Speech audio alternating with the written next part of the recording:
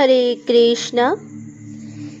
এই জগতে ঋণ পরিশোধ না করলে সংসার চক্র থেকে উদ্ধার পাওয়া যায় না। এই কথাটির আসল মানে অনেকেই বুঝতে পারি না। আজকে সেটাই আলোচনা করব। আমাদের জন্মগ্রহণের পর থেকেই আমরা এই জগতে 6 প্রকার মহাজনের নিকট ঋণী হয়ে থাকি। শ্রী বিষ্ণু সংহিতায় বলা হয়েছে, দেবতা পিতৃ বন্ধু নামী শ্রী ভূতনিনাথতা ঋণী শ্বেতধীনশ্চ বর্ণাদির জন্ম মাত্রত। অর্থাৎ 4 বর্ণাদির জীব জন্মমাত্রই দেবতা পিতৃ বন্ধু ঋষি প্রাণী ও মানুষের নিকট ঋণী ও তাদের অধীন হয়ে থাকে। দেবতাদের দেওয়া আলোক বাতাস জল ইত্যাদি আমরা ভোগ করছি। মাতা পিতা গুরুজনদের স্নেহ যত্ন ও পরিশ্রমের ফল আমরা গ্রহণ করছি। বন্ধু বান্ধবের নানা সহযোগিতা নিচ্ছি। ঋষিদের শিক্ষা শাস্ত্রাদি মাধ্যমে সুষ্ঠু জীবন গঠন করছি। খাদ্যের জন্য গাছপালা দুধ ও চাষাবাসাদি কর্মে গবাদি পশু, এমনকি মধুর জন্য মৌমাছি থেকে শুরু করে বহু প্রাণীর উপর নানা প্রয়োজনে আমরা ঋণী। তারপর সমাজের নানা প্রকারের ব্যক্তি, যেমন শাসন কর্তৃপক্ষ, সৈন্য শহীদ, নানা ধরনের কর্মী, তাদের কাছেও আমরা এই জগতের নানা ঋণে বদ্ধ হয়ে বেঁচে থাকি। প্রত্যক্ষ ও পরোক্ষভাবে যাদের কাছে আমরা সাহায্য সহযোগিতা গ্রহণ করছি, তাদের সকলের কাছেই আমরা ঋণী হয়ে যাচ্ছি। এই সমস্ত ঋণ পরিশোধ না করলে আমাদের এই জড় সংসার চক্র থেকে মুক্তির কোনো উপায় নেই। ঋণ শোধ করতেই হবে। যদি কেউ ফাঁকি দেবার চেষ্টা করে, তাহলে সে অবশ্যই দণ্ডনীয় হবে। এই জন্মে শোধ না করতে পারলে পরজন্মে সেই কাজ করতে হবে। অকৃতজ্ঞ হলে নরকের দণ্ড তো থাকেই। কেউ দাবি করতে পারে না যে আমি অজ্ঞানে এইসব নিয়েছি, আমার ঋণ শোধ করতে কোনো প্রয়োজন নেই। কিন্তু কর্মচক্রে বিধির বিধান আমাদের কোনো দাবি বা অজুহাত মানতে রাজি নয়। এখন সমস্যা হলো, আমরা কার কাছ থেকে কত ঋণী সেই হিসাবও রাখা হয়নি। এমনকি এক একজনের ঋণ কিভাবেই বা শোধ করতে হবে তাও জানা নেই। কেবল দিন যত যাচ্ছে অমনি ঋণও বেড়ে চলেছে বৈকি। ঋণ পরিশোধের কোথাও ব্যবস্থাই করা হচ্ছে না। তাই প্রশ্ন হলো, কার কাছে কত ঋণ কিভাবে শোধ করা সম্ভব হবে? এমনকি এ সমস্ত ঋণ আদৌ শোধ করা সম্ভব কিনা, এই রকম বিষম সমস্যার সমাধানের উপায় মুনি ঋষিগণ আমাদের শিক্ষাও দিয়েছেন।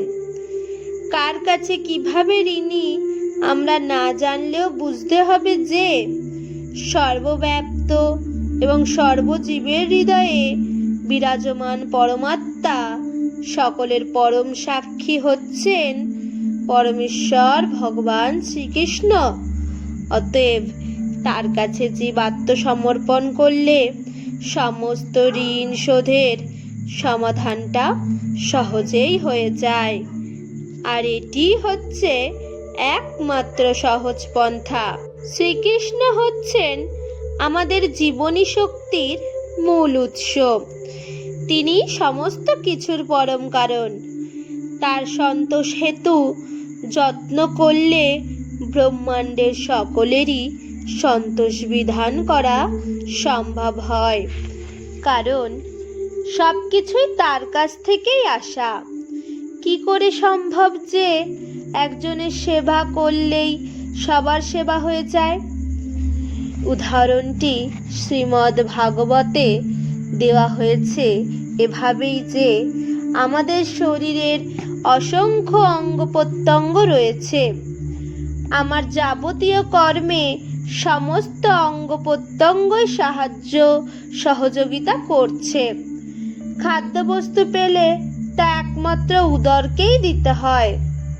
তার ফলে শরীরের অন্যান্য অঙ্গ প্রত্যঙ্গগুলিও সতেজ, পুষ্ট ও তৃপ্ত হয়। সেই ক্ষেত্রে আলাদাভাবে একে একে প্রত্যেক অঙ্গকে খাদ্য দিয়ে তৃপ্ত করতে যাওয়াটা নিতান্তই বোকামি হয়। আমরা ঋণী মানেই আমরা অধীন। একমাত্র ভগবান শ্রীকৃষ্ণের আশ্রয় থাকলে আমরা ঠিক থাকতে পারব। একমাত্র শ্রীকৃষ্ণের আরাধনা হলে সমস্ত দেবতা, পিতৃ, ঋষি, দৈত্য প্রভৃতি এবং চারিবর্ণের সকলেরই পূজা হয়ে যায়। সেই কথা মহাভারতে ভগবান শ্রীকৃষ্ণ বলেছেন, দেবাদীনাঞ্চ পূজ্যহং বর্ণাদীনাং ধনঞ্জয় মৎ পূজনেন সর্বার্চা স্যাদ ধ্রুবং নাত্র নিঃসঙ্গ। অর্থাৎ আমি সমস্ত দেবদেবী এবং সমস্ত বর্ণের লোকগণের পূজ্য। আমার পূজাতে নিশ্চয়ই সকলের পূজা হয়, এতে কোনো সন্দেহ নেই। ঋগ্বেদে বলা হয়েছে, কৃষ্ণ হনাদিস্তমিস্মিন্ন জান্ডান্ত ব্রাঞ্চ জন্মঙ্গলং তল্লভত কৃতি। অর্থাৎ ব্রহ্মাণ্ডের অন্তরে এবং বাইরে যত মঙ্গল কৃষ্ণ সেবক কৃতি ব্যক্তি সেই সমস্ত মঙ্গল শ্রীকৃষ্ণ থেকেই লাভ করে থাকেন। শ্রী বিষ্ণুজামল সংহিতায় বলা হয়েছে, যত পূজনেন বিবুধা পিতরোহর্চিতাশ্চ তুষ্টা ভবন্তি ঋষিভূত শ্লোকপালা সর্বে গ্রহাস্তরাণি সোমপূজাদি মুখ্যা গোবিন্দমাদি পুরুষং তমহং ভজামি।